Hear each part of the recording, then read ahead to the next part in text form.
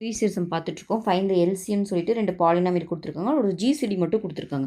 இப்போ நம்மளுக்கு தெரியும் 2 பாலினாமியலை மல்டிப்ளை பண்ணும்போது இந்த ஜிசிடி இன்ட்டு எல்சியத்துக்கு ஈக்குவலாக இருக்கும். ஸோ இந்த பாலினாமியல் இங்கே கொடுத்துருக்காங்க. இந்த பாலினாமியல் பாருங்கள், இதை நம்ம சிம்பிளிஃபையாக எழுத முடியும். இதில் 2லேயும் எக்ஸ் காமனாக இருக்கா? ஸோ இந்த எக்ஸை வெளியே எடுத்துட்டிங்கன்னா இது என்ன ஆகிடும்? எக்ஸ் க்யூபு மைனஸ் 27a க்யூப்னு இருக்குமா? ஓகே, இது இன்னையும் சிம்பிளிஃபை பண்ணி எழுத முடியுமான்னு பார்க்கலாம். இது பாருங்கள் a cube minus B cube ஃபார்மில் இருக்குது. ஓகேவா? அப்போது எக்ஸ் மைனஸ், அதாவது இது 3ஏன்னு எழுதிக்கலாம். ஓகேவா? 3a the whole cube. அப்போ x minus 3a into x square plus 3a ஸ்கொயர்னு வருமா? 3ax correct. 3ax plus 9a ஸ்கொயர்னு வரும். ஓகேவா?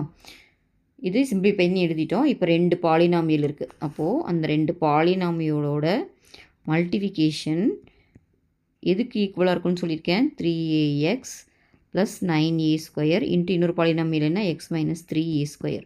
ஓகேவா? இது வந்து எதுக்கு ஈக்குவலாக இருக்குன்னா ஜிசிடி இன்ட்டு எல்சிஎம். ஓகேவா?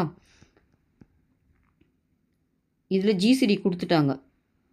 ஓகேவா? அப்போது எல்சிஎம் தான் நம்மளுக்கு வேணும். அப்போது x into x minus 3a into x square plus 3ax plus 9a square into x minus 3a the whole square divided by GCD எவ்வளோ கொடுத்துருக்காங்க? எக்ஸ் மைனஸ் 3ஏன்னு கொடுத்துருக்காங்க. ஸோ அது ரெண்டும் கேன்சல் ஆயிரும். அப்போ மீதி என்ன வரும்? X square plus 3ax plus 9a square minus X minus 3a the whole square. இந்த ஆன்சர் எங்கே இருக்குதுன்னு பார்த்தீங்கன்னா இங்கே இருக்குது. இந்த சம்மோட ஆன்சர்.